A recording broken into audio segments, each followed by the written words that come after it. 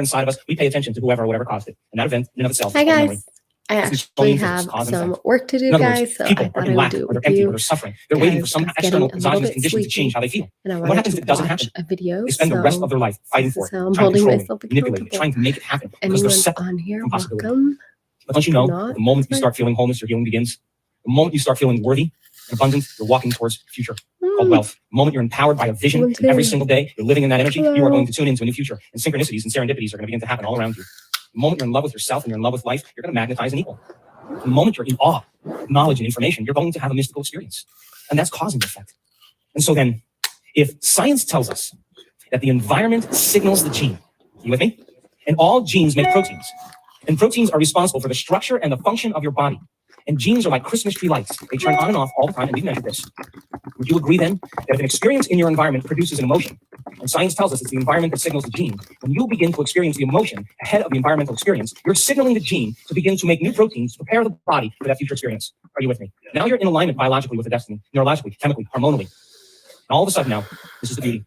If you're able to then maintain that state of body, where there's physical evidence in your brain and body to look like the experience has already occurred because you're doing the work, then the magic starts to happen in your life and it comes out of nowhere. Those coincidences, those opportunities that begin to unfold are unfolding because you're no longer living in the known. You're living in the unknown. Are you with me still? And I'm telling you, you're more alive and at your best when you're in the unknown than when you're in the known. Are you still with me?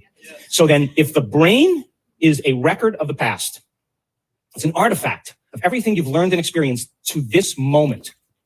Would you agree then, if you're not being defined by a vision of the future every single day, you're left with the old circuits of the past? Yes or no? And if you are living by the memories of the past and you're not installing any circuits into the future, then you're going to be predictable in your life. Yes or no? Come on. And if feelings and emotions are the end product of past experiences, and you remember experiences better because you remember how they feel, the moment you wake up in the morning and you say, let me think about my problems. Oh, now I'm starting to feel a little bit more like myself. Wait, let me grab my cell phone and let me check my WhatsApp and my texts and my emails, and my Facebook. And Jennifer's eating carbohydrates. Did you see that? Oh my God. And my high school boyfriend is looking for me. And the moment you begin to connect to your network of your personal reality, the moment you start turning on those circuits in your brain and you come back to your senses and you get connected to those emotions that have defined you based on memories, and those emotions are driving your thoughts, and you can't think greater than how you feel, you're thinking in the past. Yes or no? Yes. And you'll keep creating more of the same life. So then, think about this.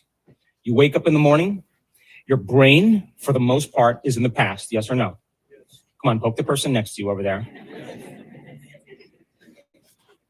And would you agree then, if you connect to a familiar feeling or an emotion, and those emotions are driving your thoughts, and those thoughts are creating the same emotions, and those same emotions are driving your same thoughts, and those same thoughts are creating the same emotions, that you're conditioning your body into the past? Yes or no? Yeah. And your body is the unconscious mind. It doesn't know the difference between an experience in your life that's creating an emotion and an emotion that you're creating by thought alone. So the body, it's believing and it's living in the same past experience 24 hours a day, 7 days a week, 365 days a year. Yes or no? And the body is beginning to continuously get the same information, and it's believing it's in the same environmental condition, which means you're signaling the same gene in the same way. Yes or no? And now you're headed for a genetic destiny. Yes or no? And you've done nothing wrong. You're just taking too long. Because those emotions then will define you. And then someone will say to you, what's up? Why are you so angry? Why are you so bitter? Why are you so afraid? Why are you so in so much pain? Why are you suffering so bad? And you say, I'm so glad you asked. And then you tell a narrative, the story of your past, firing and wiring the same circuits in your brain, working yourself up into an emotional froth to keep signaling the body into the past, reaffirming your personality based on a feeling. And the latest research on memory says that 50% of what you're talking about isn't even the truth. That you make stuff up. You embellish it. That memory is creative. What that really means after all these years of studying this, when you ask a person that, it means that they had an event or a series of events in their life that branded them emotionally. And when they tell that narrative, what they're really saying is, I haven't been able to change since that event. I've been altered from that experience. Yes or no? Yeah. And they find people in their life that are the same emotion, the same energy, and they use each other. Carbohydrates, did you see that? Oh my God. And my high school boyfriend is looking for me. And the moment you begin to connect to your network of your personal reality, the moment you start turning on those circuits in your brain and you come back to your senses and you get connected to those emotions that have defined you based on memories, and those emotions are driving your thoughts, and you can't think greater than how you feel, you're thinking in the past. Yes or no? Yes. And you'll keep creating more of the same life. So then, think about this. You wake up in the morning, your brain, for the most part, is in the past. Yes or no? Yes. Come on, poke the person next to you over there. And would you agree then, if you connect to a familiar feeling or an emotion, and those emotions are driving your thoughts, and those thoughts are creating the same emotions, and those same emotions are driving your same thoughts, and those same thoughts are creating the same emotions, that you're conditioning your body into the past? Yes or no? Yes. And your body is the unconscious mind. It doesn't know the difference between an experience in your life that's creating an emotion and an emotion that you're creating by thought alone. So the body, it's believing and it's living in the same past experience 24 hours a day, 7 days a week, 365 days a year. Yes or no? Yes. And the body is beginning to continuously get the same information, and it's believing it's in the same environmental condition, which means you're signaling the same gene in the same way. Yes or no? And now you're headed for a genetic destiny. Yes or no? And you've done nothing wrong. You're just taking too long. Because those emotions then will define you. And then someone will say to you, what's up?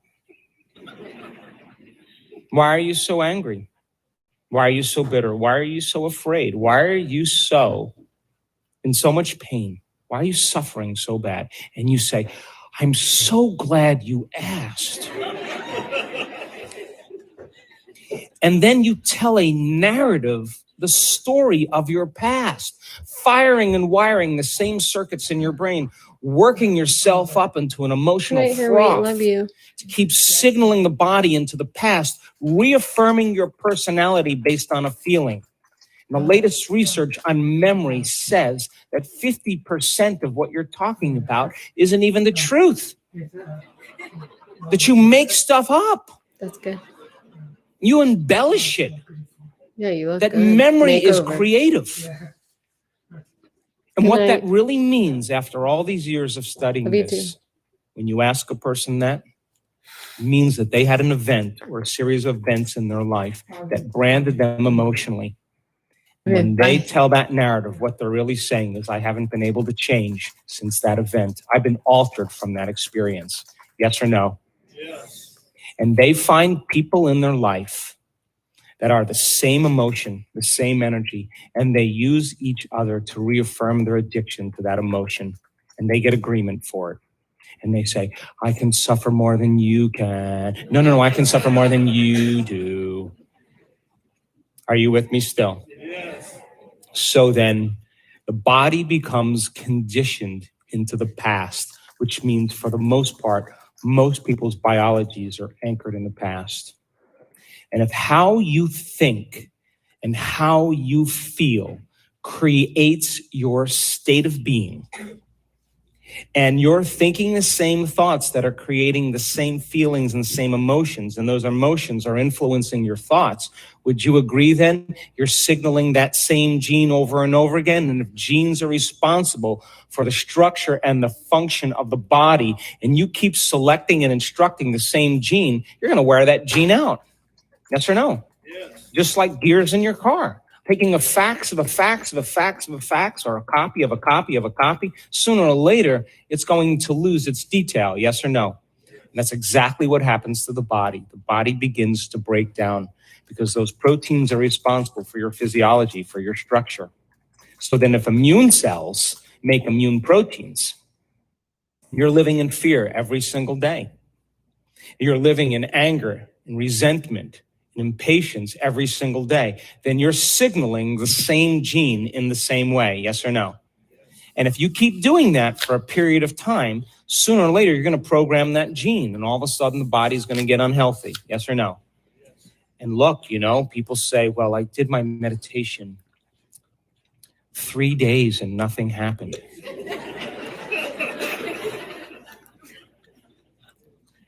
But I tell them, how long did it take you to create that condition? Tell me. So then if meditation means to become familiar with, you got to become more familiar with the thoughts, behaviors, and emotions of your future than familiar with the thoughts and behaviors, emotions of your past. Yes or no? So then if you keep firing and wiring the same circuits in your brain, installing the circuits, the hardware becomes a software program, and it gets easier to think in unlimited ways. It gets easier to act like a wealthy person.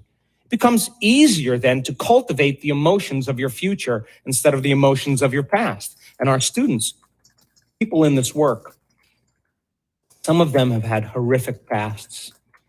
They've been abused, they've been traumatized, they have had very difficult conditions, and they stopped telling the story of their past. They started telling the story of their future, and they started believing more in that in their past. When people come up to me and they vomit all over me about their past, I don't have a problem with that. I know that it's natural to do that. But I always ask them, listen to me. If you can't overcome that past in some way and you're feeling those emotions, you'll only talk about your past when you're feeling those emotions, because those emotions bring you back to your past. Yes or no? Come on. Yes.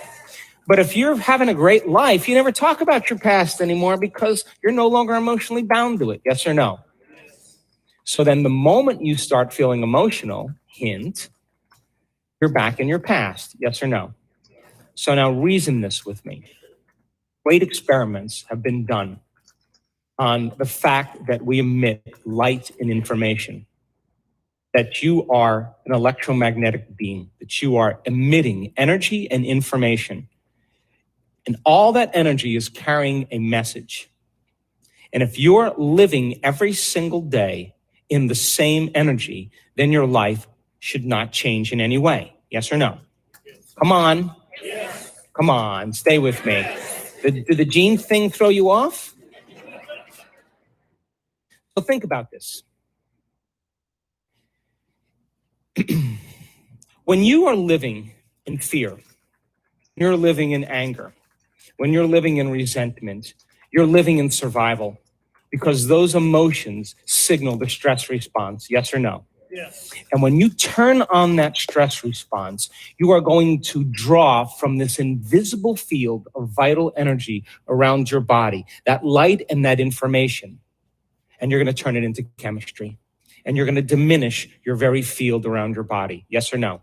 Yes. So then when you perceive a threat, when you see a circumstance in your environment that is unpredictable or unknown, the moment you perceive that, you activate that fight or flight nervous system, the sympathetic nervous system, and you're going to mobilize enormous amounts of energy to prepare yourself for that danger in your outer world. Yes or no?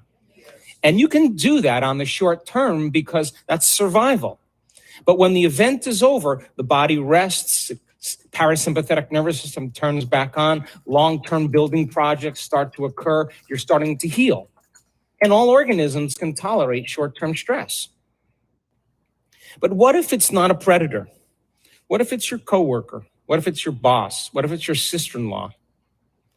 Because of some past experience, you're perceiving that condition in your environment based on your past, and you're turning on the same stress response as if you were being chased by a predator. Yes or no?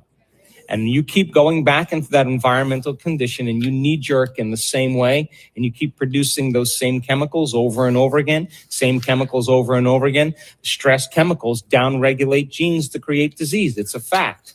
Are you with me still? So then, if you're doing that for an extended period of time, and all of a sudden now you become addicted to the very rush of chemistry, it gives the brain and body a rush of energy. Would you agree then, if you keep doing that over and over again like an addict, you need to feel angry. You need to feel lack.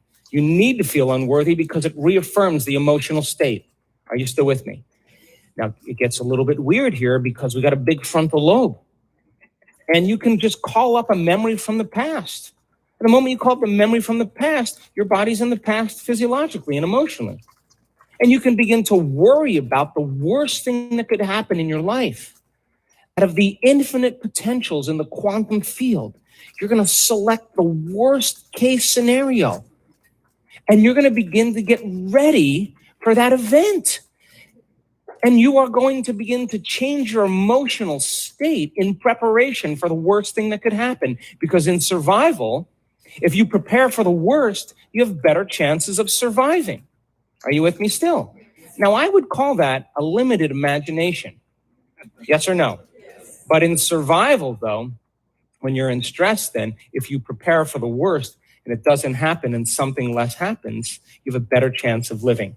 And this is the primitive survival gene that begins to become activated. And people spend their entire life doing this. And all they're doing is marrying a clear intention, a vision of their future, which is a very limited point of view, and embracing it with a familiar emotion of the past. And they're expecting their past to be their future. And if how you think and how you feel creates your state of being, that person's past is going to be their future. Are you with me still? Yes. So then, reason this with me. If you can turn on the stress response just by thought alone, and the hormones of stress give the brain and body a rush of energy, and people become conditioned or addicted like junkies to those emotions. And would you agree with me then? If you can turn on that stress response just by thought alone, that you can become addicted to your own thoughts. Yes or no? And if the hormones of stress are highly addictive and you're using your boss or your coworker or your sister-in-law or your finances to reaffirm your addiction to that emotion, is it possible you become addicted to the life you don't even like? Yes or no? And this is why change is so hard. And if you can turn on the stress response just by thought alone, and the hormones of stress downregulate genes to create disease, then your thoughts could make you sick. Yes or no? So, okay, let's go out on a limb here. If your thoughts could make you sick, is it possible that your thoughts could make you well? Yes. Okay.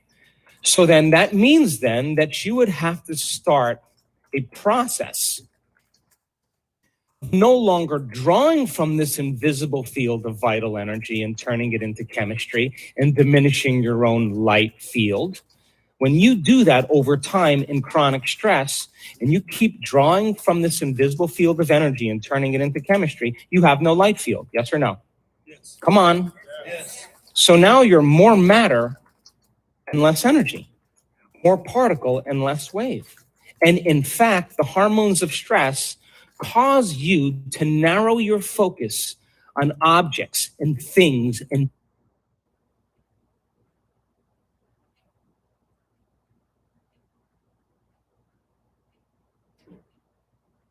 people, because that's where the danger is. And when the hormones of stress kick in and your brain waves go into high beta and you're aroused, you're going to pay attention to your outer world and you're no longer going to want to believe in your inner world of possibility. Are you with me still? And if the survival gene is switched on, then you won't want to go in, close your eyes and create, because it's not a time to create. It's not a time to focus on the unknown. It's a time to prepare yourself for what could be lurking behind those corners. It's not a time to learn. It's not a time to open your heart. It's not a time to be vulnerable. It's not a time to sit still. It's a time to run, to fight, or to hide. And people spend the majority of their life living by these hormones. And those hormones cause us to become materialists, using our senses to define reality. And if you can't see it, you can't hear it, you can't smell it, you can't taste it, you can't feel it, it doesn't exist. And all of a sudden, people all of a sudden give up possibility. And now, when they're more matter than energy, they will try to force outcomes, control outcomes, predict outcomes, fight for outcomes, because they are matter trying to change matter. Are you with me still? And as people begin to try to control and predict all the different things in their life when they're aroused by these chemicals. Each person, each object, each thing, each place, each experience has a neurological network in their brain because they've experienced them already, yes or no? And as they shift their attention from one person to one problem or one thing, they start activating these different circuits over and over again. And all of a sudden, if you measure that in the brain gets highly incoherent. It's a house divided against itself. When your brain is incoherent, you're incoherent.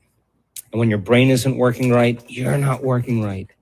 And at the exact same time, when this vital energy is being drawn and turned into chemistry, the heart, center of oneness, the center of wholeness, your first step to divinity right here, the bridge, your connection to the unified field, it loses its energy. And all of a sudden, it starts to beat very incoherently. The emotions of resentment and impatience and hatred and violence cause the heart all of a sudden to no longer be in balance.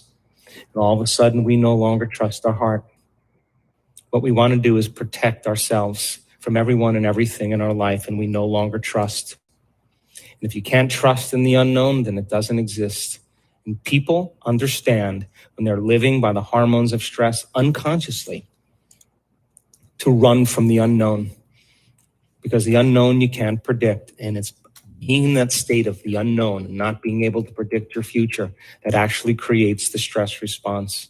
So nobody takes a chance and possibility, and everybody's waiting for everybody to do it. Are you with me still? When you narrow your focus on matter and on objects and things and people, you're focusing on the particle in quantum physics, and you're eliminating the wave of possibility. And where you place your attention is where you place your energy. If all of your attention is on matter, then energy doesn't exist from you, and you will feel separate from the field. You will live in lack, and you will say, I feel empty, and I need that thing to make me feel better. And once I get that thing, I'm going to experience the emotion of it, and when I get it, then it's going to make me feel better. But when the novelty wears off, here comes the emptiness again. So then you say, I'm in lack again. I need one of those. So then you got to go to work, and you got to drag your body through space. And when you drag your body through space, you experience time. So then you got to go back and forth to work to make the money to pay for the thing that's going to fulfill some lack. But it never does. Are you with me still? And people then all of a sudden, after 30 years, they have their car, they have their house, they have their relationship, and they're too exhausted to enjoy it. Are you with me still? And that's called normal. But would you agree with me then? If you're waking up in the morning, come on, stay with me. If you're waking up in the morning and you're not being defined by some vision of the future, and your biology is in your past, and you get up and start your day, when you see the same people and you go to the same places and you do the exact same thing and you see the same object in your life, it's your environment that's influencing how you think and feel. Yes or no? And you will be thinking and feeling in the past because your biology is in the past. Yes or no? Come on. Yes. So if you see the same people and you go to the same places and you do the exact same thing at the exact same time, you would have to agree with me then that your personality is no longer creating your personality. Your personal reality is creating your personality. Your environment is controlling how you think and feel. Yes or no? Yes. And as long as you're reacting equal to your environment, you should create more of the same environment. Come on. Yes. And there should be a nice biological dance, a perfect match between your neurocircuitry, your chemistry, your genes, your hormones, with what's going on in your life. There's a tango going on between your inner world and your outer world. Yes or no? Yes.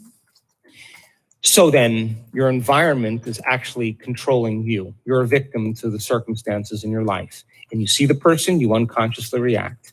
You go to the certain place and you think about in the past how it was. And so then, if how you think and how you feel creates your state of being, and you keep thinking the same thought, it keeps producing the same emotion, that same emotion is influencing how you're thinking.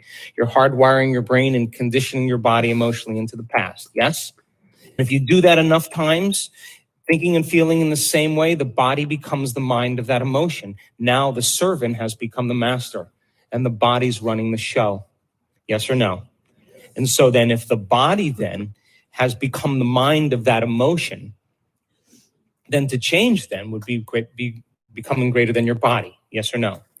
And if your environment has that much influence on how you're thinking and feeling, then to change then is to be greater than your environment. Yes or no? And if you're waking up every single morning, coming back to your senses, looking at the person next to you saying, oh my God, who is that? How did I get here? Jeez. Wait, let me think of all my problems. Okay, I'm starting to feel like myself. Let me get my cell phone.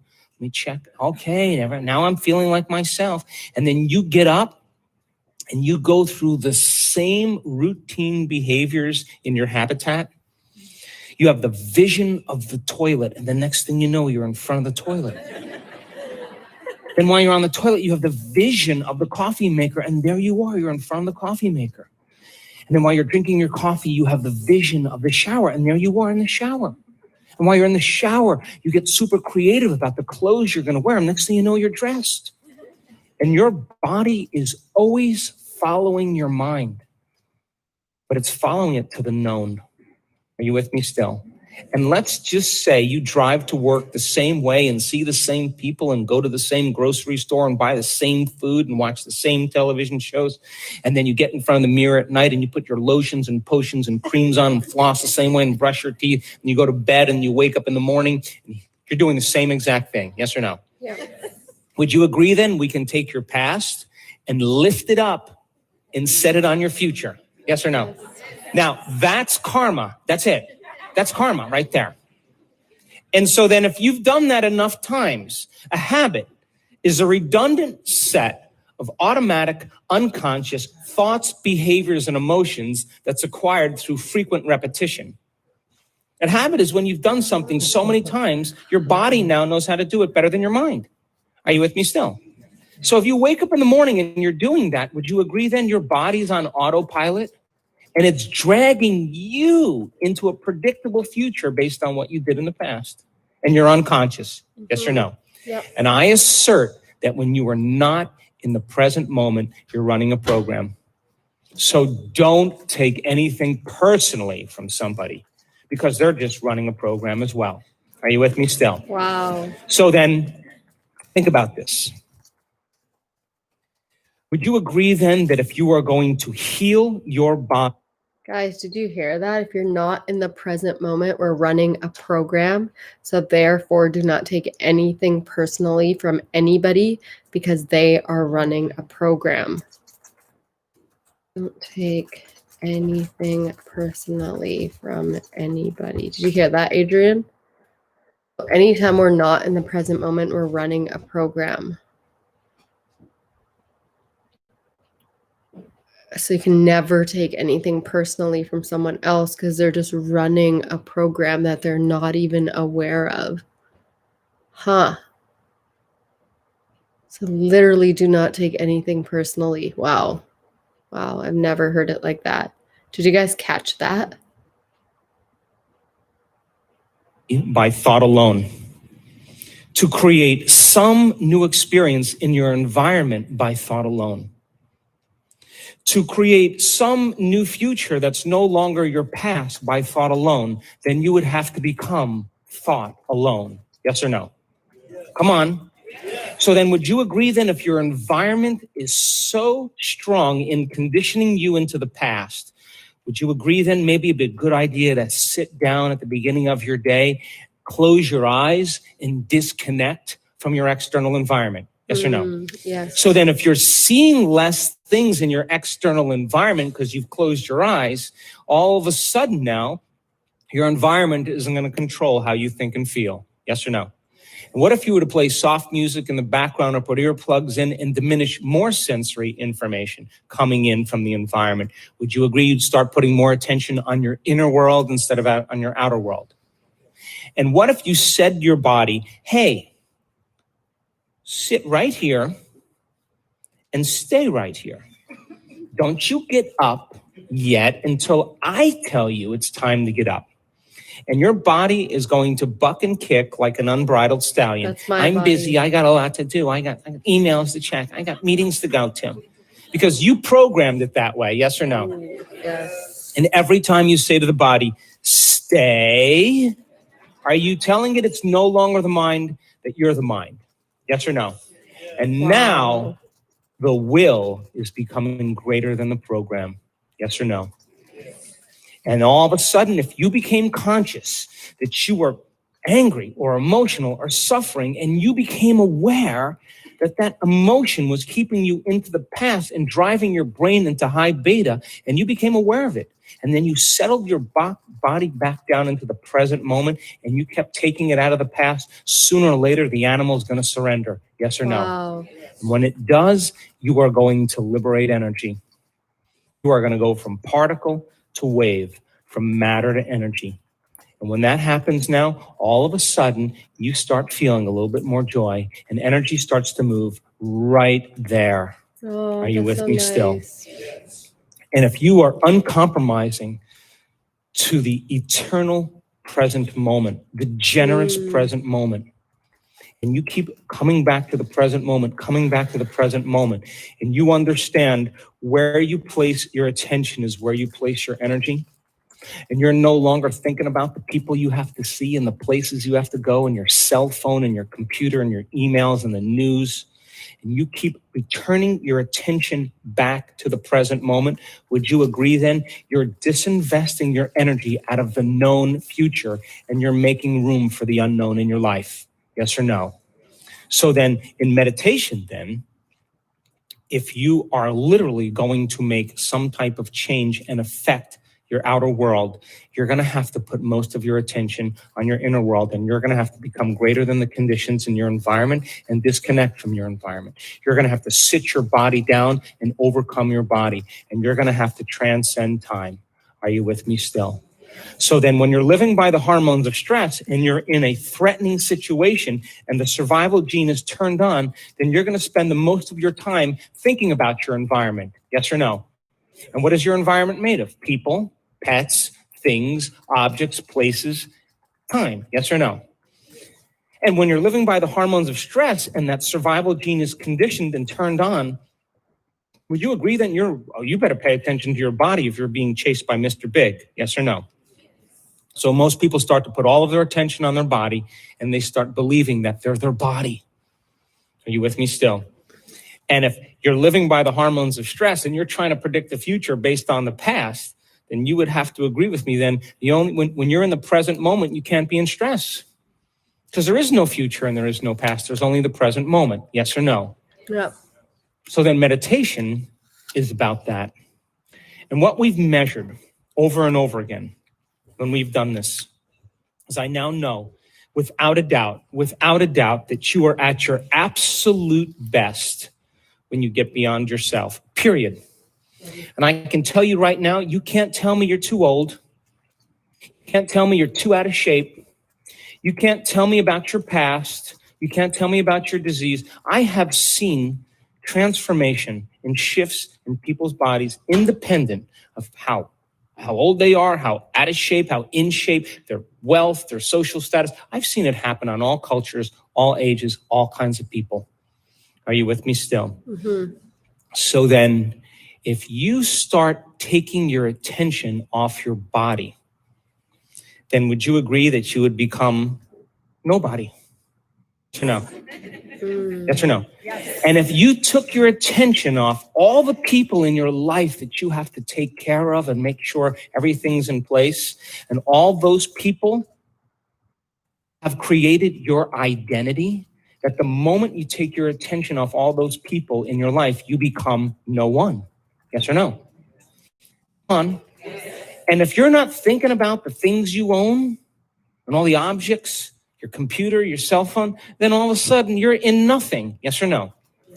And if you take your attention off the place you have to go or the place you're sitting and you get so lost in your inner world that there's no longer an outer world, then you're in nowhere. Yes or no? Sounds so cool. And if you are not thinking about the predictable future or the familiar past, and you are in the generous present moment, then you are in no time. Wow. Are you with me still? And that means then you're no longer your face. You're no longer your pain. You're no longer your job. You're no longer your gender. You're no longer your diet. You're no longer your profession. You're no longer a mother. You're no longer a father. You're no longer a kid. You're no longer your culture, your skin color. You're no longer your name. You are nobody. No one, no thing, nowhere, and no time. And in that moment, you are walking into the door to the quantum field. You are passing through the eye of the needle. Are you with me still? Woo! And now here's what happens when this occurs. And we've measured this enough times. When you're thinking about all those people and things and problems and conditions in your life, and your brain is aroused because of the hormones of stress, and you're in survival, and you're activating all those circuits in your brain is firing very incoherently. Your heart is out of rhythm, and you're drawing from this field and turning it into chemistry, and you're more matter and less energy. But there comes a moment where all of a sudden the person has to settle down, and there's chaos going on within them. They're disconnecting from their environment, and it's the unknown. They have to work in trusting in the unknown more than the known. And as they do this properly, and they get beyond themselves, and they're no longer thinking about those people, they're no longer thinking about their pain or their body. They're no longer putting their attention on objects or things or places and time. If they're no longer activating these circuits in the brain because they're no longer thinking about them, guess what happens? Their brain waves begin to change from beta brain waves, high beta aroused state, into alpha. And in alpha, all of a sudden, the inner world starts becoming more real than the outer world. The brain starts to imagine. And when you're out of the way and you're no longer thinking and feeling in the same way, and you're changing your brain waves, as you change your brain waves, you're falling right into the autonomic nervous system. And as your brain waves slow down, all of a sudden you're connecting to that autonomic nervous system that wants to just do one thing: create order and balance in your body. And it says, she's gone. She's out. And it steps in right into the neocortex. And when it steps right into the executive brain, all of a sudden, it starts taking those different compartments of the brain that were no longer working together and starts to synchronize them. And all of a sudden, you see the front of the brain talking to the back of the brain. We've seen this so many times.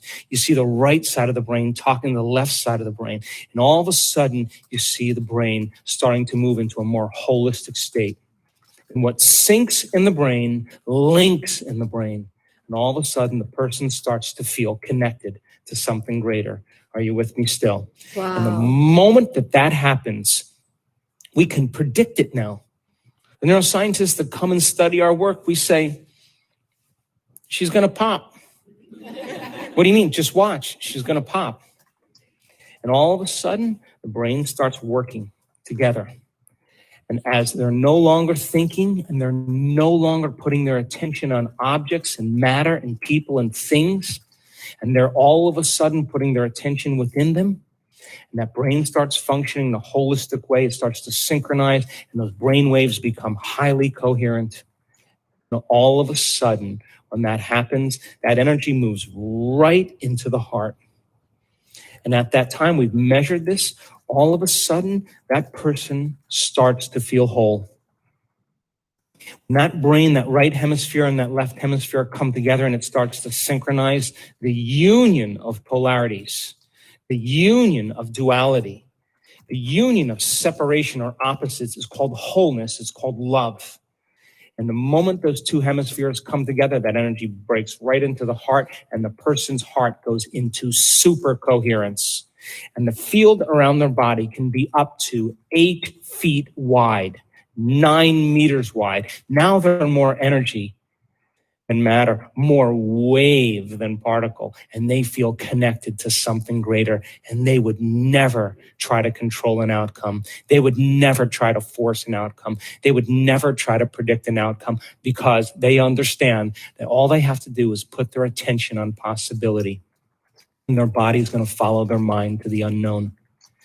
It's so amazing when this happens. You can see the person's heart go into coherence. You can see their brain go into coherence. And you can walk around while they're in the meditation. You can look at them like this. And there are tears of joy rolling down their face. They are being baptized by the divine. They are connected to the unified field. And the unified field is that quantum field that governs all the laws of nature. And when that occurs, they feel so whole and so in love with life and so in love with themselves, it's impossible to want. How can you want when you feel whole? You feel like you have everything. And that's the moment the magic happens over and over again.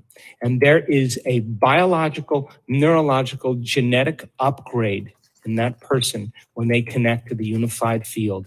And when you connect to the unified field, you will go from somebody to nobody, to everybody. From someone to no one, to everyone. From something to nothing, to everything. From somewhere to nowhere, to everywhere. And from sometime to no time, to every time. Isn't that the quantum field? And when that occurs, you will feel so connected and so whole. When you're in that state, you no longer experience separation. You no longer are saying, I need that. You're saying, I already have it. I don't really need anything. And when you're in that state, guess what happens? You go from selfish, driven by the hormones of stress, to selfless. And all of a sudden, that heart of yours begins to open, and the innate capacity in you to give, take care of, to nurture, to serve is who we really are. And all of a sudden, you create a community of people that are in love with each other. Wow. And they understand the way that we survive is in cooperation, no longer in separation. Are you with me still? So imagine this. Imagine. I always say that the thought that you think is the electrical charge in the quantum field. And how you feel is the magnetic charge in the quantum field. And how you think and how you feel is broadcasting information into the field. Are you with me still? Come on. So then if you have drawn from your visible field of energy and turning it into chemistry, and you're more matter and less energy, you're separate from that field, it's going to take a long time for your dreams to occur. Yes or no? Yeah. Because we live in a realm where there's infinite space. Look at space goes on forever, yes? No. And the way we experience time is as matter is we drag our body through space. Let's go get that. And if we drag our body through space, it's going to take time. So it's going to take time for you to get your dreams because you're matter trying to change matter. Yes or no? Mm-hmm. But if you're in a realm, wow. And Einstein said, I didn't say this, Einstein said it, the field is the sole governing agency of the particle. He didn't say the particle is the sole governing agency of the particle. Matter doesn't affect matter. Energy affects matter. Are you with me still? So then if you were in the field, then you should be able to connect to that energy and begin to exert greater effects on matter. Yes or no? But doesn't that mean you can't take your body there, right? Can't take your face, can't take your weight, can't take your vegetarian diet. God. Can't take any of it. You got to leave that all there. You got to go as consciousness. You got to go as an awareness. Yes or no? Yes. Now, we've measured this enough times. Imagine 750 people in a room in an advanced workshop. They have overcome themselves. The first day is all about overcoming themselves. And we know that the energy in the room usually goes up slightly because we measure it, or it goes down slightly, or it goes up a little bit. Because as people begin to break their emotional bonds with everyone and everything in their life, they're drawing energy from the field and they're building their own vital field of energy. Yes or no? Yeah. So then we should see the energy in the room drop. And we do because, hey, if you're using your best friend to reaffirm your addiction to suffering, hello, am I getting too close? And then you're breaking that addiction, then you're gonna no longer be bound to that person energetically, and you're gonna start calling energy to build your own field. Wow. Because all of that suffering, all of those emotions, all that guilt, all that resentment is your creative energy that's tied up. Are you with me still? Yeah. So there's no energy to create with. So then as you're drawing from this invisible field of energy and you're breaking the bonds with your past, present reality, the energy of the room will drop. We've measured it. But when people start to overcome themselves, all of a sudden they start to contribute to the field of energy in the room. Now, all of a sudden, their heart starts to become more coherent. How do we know that? We measured it. Wow. And I don't care how old you are. I don't care about your past. I don't care about your skin color, your gender. I don't care about any of that. When people finally open up this center and we teach them how to do it. And I just was in a long meeting with the Heart Math Institute that we partner with. And he keeps telling me, your results are supernatural. Wow. And I keep telling him, our students are supernatural. Imagine 750 people in the room. They're overcoming themselves. And they start activating this center, their center of oneness, their center of wholeness, their connection to the unified field. And as the heart starts getting coherent and it starts creating elevated emotions like gratitude, people are feeling the emotions of their future that begin to create holism and oneness. And not just doing it for a few seconds. We want our students to sustain it, to make it a skill, to regulate internal states independent of the conditions in their external environment. And our students can hold it for 45 minutes. Imagine, heart is in super coherence. Wow. When that heart starts to beat in rhythm and they're sustaining it, all of a sudden that field starts to expand. That energy starts to become very coherent, like dropping a pebble in water after pebble, and it's creating this wave. And that's the magnetic field around the body. Are you with me still? A measurable magnetic field. This is science. And that energy is a frequency. And all frequency carries information. So imagine then 750 people in the room opening their heart with an elevated emotion like the joy for existence, the love for life, the inspiration to be alive. Care, kindness, compassion, activating this center, the union of duality, and they're putting out a measurable, coherent magnetic field. And if all that frequency carries information, they lay the thought, the intent on that energy. And what if you had 50 people in the front of the room wearing heart rate monitors? And they're sitting there and the rest of the room is sending the thought on that energy for the greatest good for those people sitting in the front of the room. You tell me then how majority of those people, how their hearts all go into coherence at the exact same time, on the exact same day, in the exact same meditation. You see, we are bound by that field of love and energy. Are you with me still? Mm-hmm. And that's what creates community. So then when you start to open your heart, every single person that you are connected to, you begin to have an effect on because you are entangled in energy. Are you with me still? Mm-hmm. So then when that person starts to go into heart coherence and they start producing a measurable coherent field and their brain is in coherence, there's research that shows that the heart and the brain are communicating not just by nerve cells and nerve tissue, that they're interfering and creating a coherent electromagnetic signature. And the heart begins to act like an amplifier, and it begins to affect the brain, becoming more coherent. The brain sends a more coherent message to the heart, and all of a sudden the person is in a whole different state of being.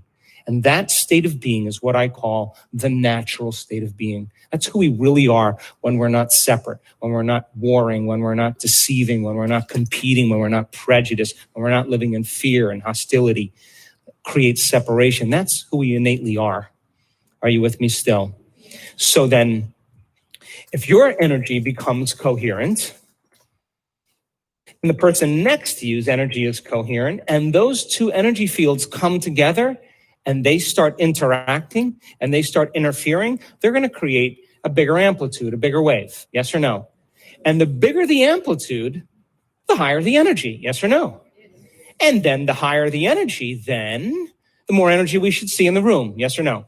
And we've measured the energy in the room, and it always goes up in our events because the divine is present. And the person then becomes more energy than matter, more wave than particle. And now we used to see years ago small changes in our events. You know, people having here and there some wonderful experiences. And now it's happening in shorter and shorter amounts of time. And the higher the energy, the faster the frequency, the more connected they are to the unified field, the shorter amount of time it takes for it to occur. Are you with me still? And I can tell you without a doubt, I've looked at over 8,000 brain scans. I can tell you that when you analyze your life within some disturbing emotion that's created by the hormones of stress, you are going to make your brain worse. Because those emotions are the past and you're thinking in the past. And if you're aroused by those stress hormones, you're going to drive it further and further into high beta. We've seen it over and over again. I can tell you without a doubt that your brain doesn't change your brain. I can tell you that the program doesn't change the program. The ego doesn't change the ego. The personality takes a long time to change the personality. It's only when you become pure consciousness. That's the moment you have an effect on matter. Are you with me still? And imagine then, we've seen this now, when a person truly connects to that unified field, we can predict now almost when it's going to happen if their brain is being measured. Would you agree then you should see higher energy in the brain? Yes or no? Yes. So then when a person, listen to this, is connecting to that unified field where all possibilities exist and they no longer feel separate from their dreams, they feel connected to their dreams, all they have to do is put their attention and their awareness on what already exists. Yes or no? Come on, that bounced off some of you. Poke the person next to you, please. So if you're in a field where all possibilities exist and you feel connected to everyone, everything, everywhere, every place, every time, then you don't have to try to create anything. All you have to do is pick it. Yes or no? Put your observation on it. Experience it. Become aware of it.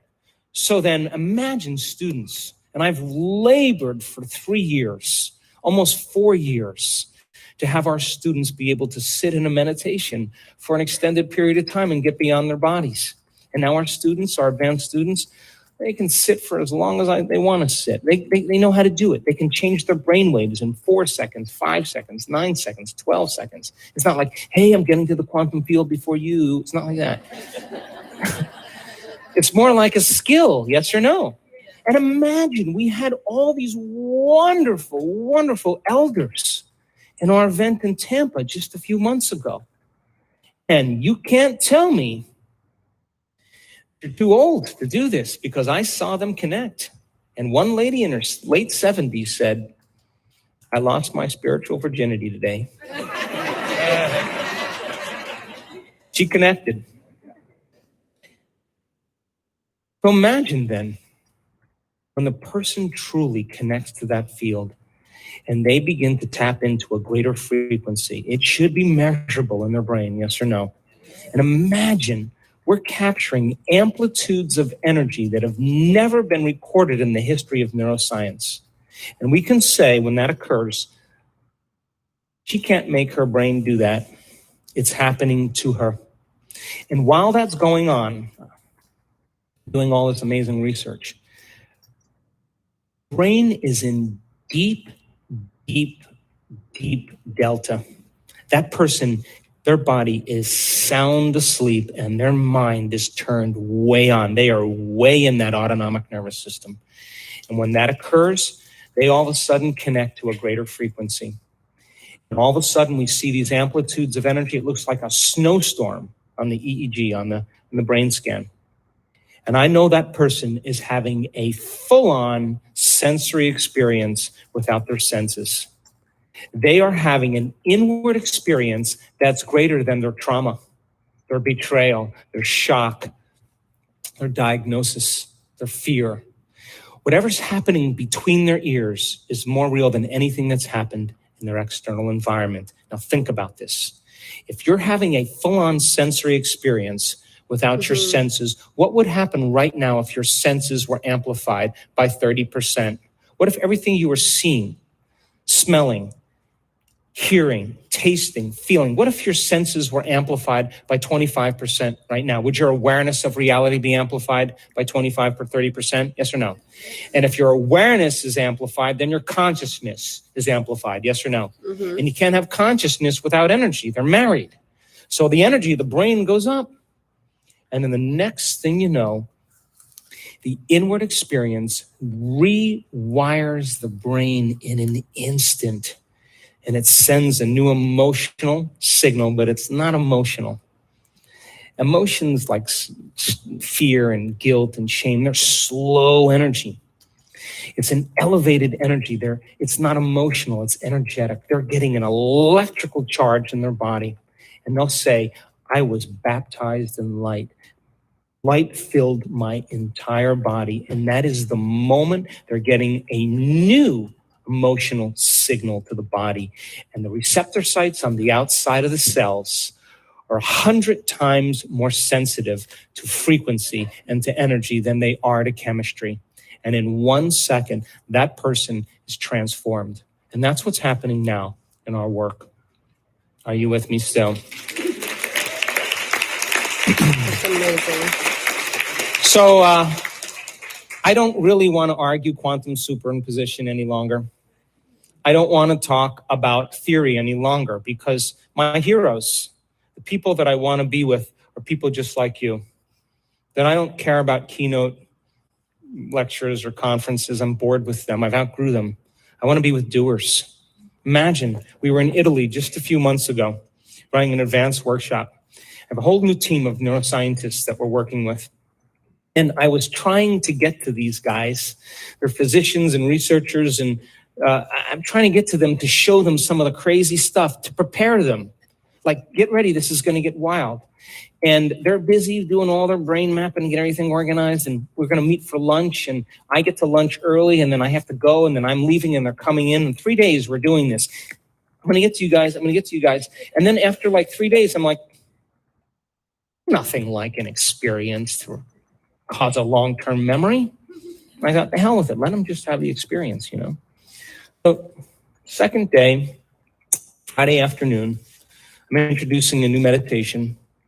And we have a room of 600 plus people. And I'm on the stage and I'm leading the meditation. And all of a sudden, I see all this commotion going in the back there. And they're screaming and yelling. And my staff comes up, you better get back there, you know. So I go out the back here and I go along the hallway and I come in the back and this is what they're saying, okay? There's a woman sitting in the middle of this meditation and she's lit up. And when I mean lit up, she's having an experience. And the brain scientists are watching the screen and just saying she's having a massive seizure. Now, they've never seen anything like this before. Here's the humor in the situation. The woman who's sitting in the meditation is a physician from London. Are you with me? And she is connecting to the unified field and she's getting an upgrade. And she is on the fringe of this incredible loving intelligence, this intelligent love, and it begins to consume her because that's what the quantum field is. It's intelligent love. And she made up her mind. This is what she said before she started that discipline. She said, I have to prove to myself that this is possible, so I'm going to do it for everybody in this room. I'm not going to do it for me. I'm going to do it for everybody in this room. I got to get beyond my analytical mind because I have very, very rigid training. You with me? So here she goes. She gives it everything she has. She surrenders. She trusts in the unknown. She becomes nobody, no one, no thing, nowhere, and no time. And then I say, you're in that infinite field of information. Just because you can't see something, it doesn't mean it doesn't exist. Put your awareness on that field. Pay attention to it. Surrender to it. Feel it. Experience it moment after moment and become more aware of it. So then if you put your awareness on your nose, it exists, yes? Yes. But if you don't have your awareness on it, it doesn't exist. Yes or no? Come on. Yeah. So then if you don't have any awareness on the quantum field, it doesn't exist for you. Yes or no? Until you put your awareness on it. So I'm asking them to unfold deeper into the unified field and experience it. Put your awareness on it moment after moment, and certain people start to connect to that energy, that coherent energy. And all of a sudden, in 1 second, her entire brain goes into gamma. Not just regular gamma, which is super consciousness. We're talking about lots of high energy gamma. Wow. It looks like, crazy stuff, and the scientists are yelling back there, and I come back and they're going, she's having a seizure, having a seizure. I go like this, shh, shh, shh, shh, shh. Put my hand on her, I go, quiet. And she's back there listening to them say, she's having a seizure. Now, she's a physician, and she's saying, oh, this is not a seizure. She's not saying that. She has to decide, do I listen to that or do I keep going? And she just said, I'm going.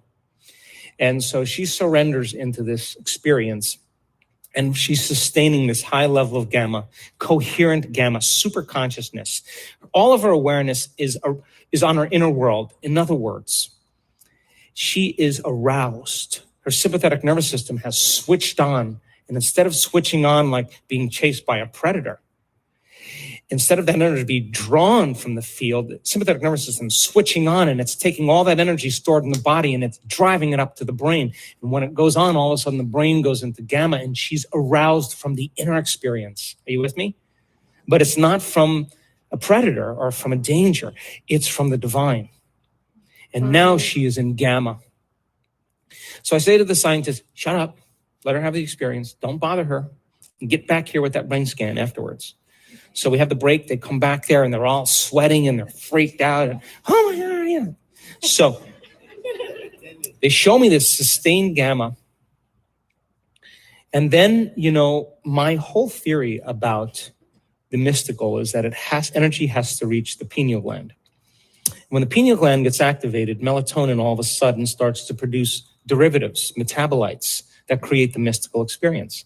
Chemicals that create a phospholuminescent energy in the brain, create hallucinations or vivid imagery, suppress the drives of the body, create antioxidants for healing, release chemicals like Valium that sedate the analytical mind.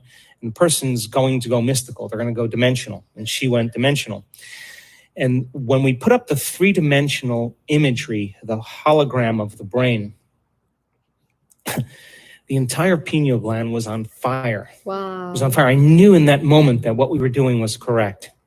So we had the scientists come up on the stage. There's nothing like a good story. We bring the doctor up there.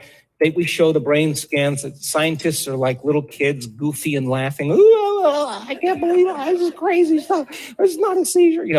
I spend hours with these people every week and go to meetings, and they're yelling at each other. This can't be. I'm like, it can be. Well, it's not normal. I know it's not normal. You got to think out of the box.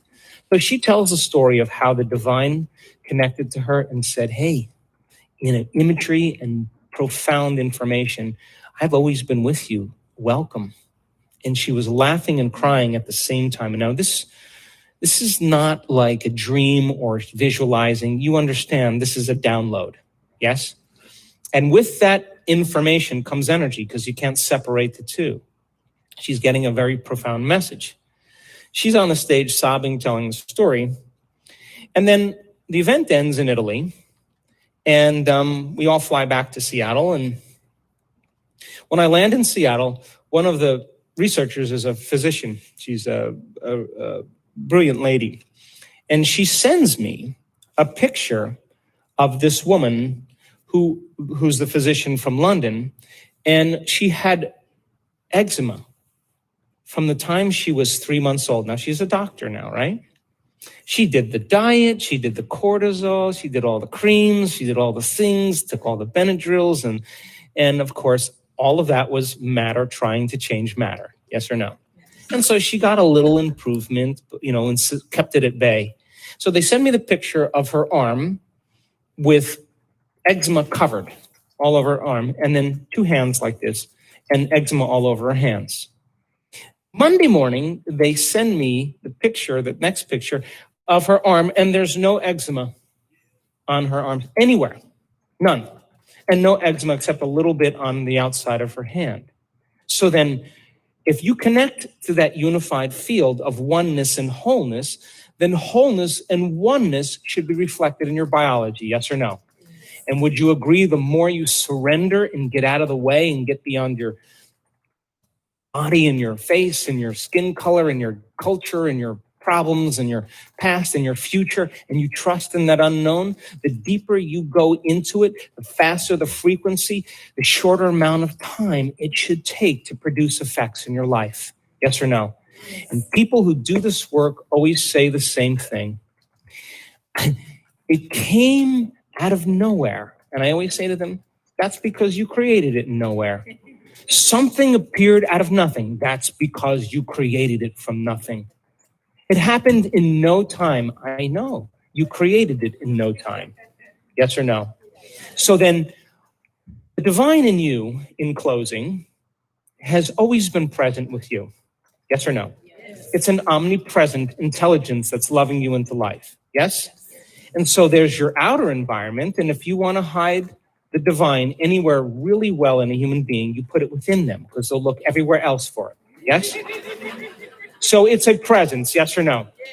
And it's standing here and it's waiting. And you know when someone's present in your life with you because they're paying attention to you, yes or no? And you know when they're not present with you because they're not paying attention to you, yes or no? So imagine this presence that's waiting for you to do your meditation, and you go like this, you're doing your meditation like that. I meditate today. And it's going like, are you kidding me? Oh my God, I don't know if I can do, that's what you're bringing to it. And then while it's standing there waiting, you're thinking, I got to take care of that person. I got to check that email. I got to do this thing. And all your attention is on your outer world. And it's going, hello, I'm over here. And then would you agree that the moment you become nobody, no one, no thing, nowhere, and no time, you're taking your attention off somebody, someone, something, someplace, sometime, and you're becoming nobody? Now you're looking at it. Yes or no? Yes. And you walk through that eye of the needle. Once you get through it, then there's more.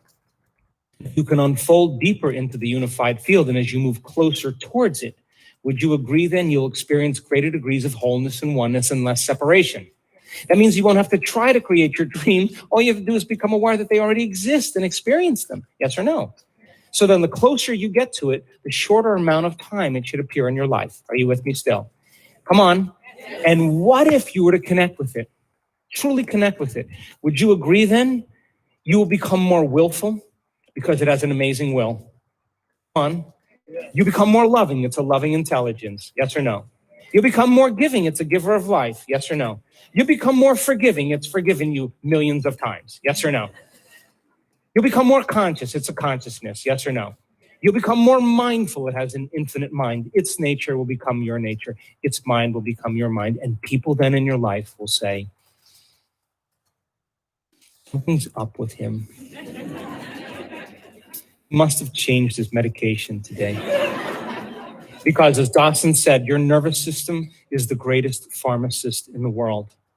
And that common people, just like you, are doing the uncommon.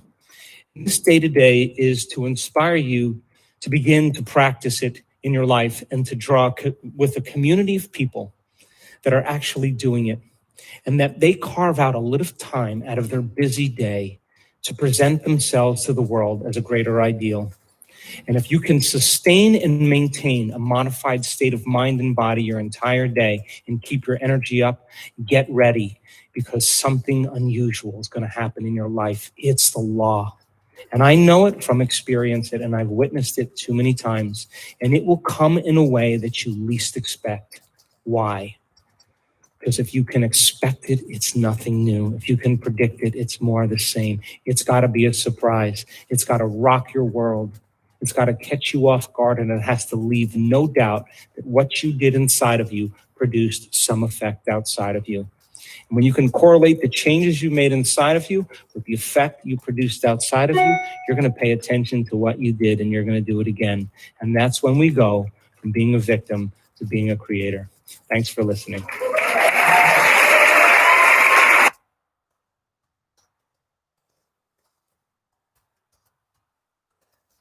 Oh my gosh, guys, that was incredible. I insist that you go and watch it again. I'm going to put the link in. Wow, I just learned so much. I'm going to meditate tomorrow morning when I wake up, and I'm going to go to the quantum field and let go of myself. Thank you for joining me. Thank you for being a part of the last hour and 10 minutes together. I love you, and I send you good energy, and I'm so excited for us. Bye.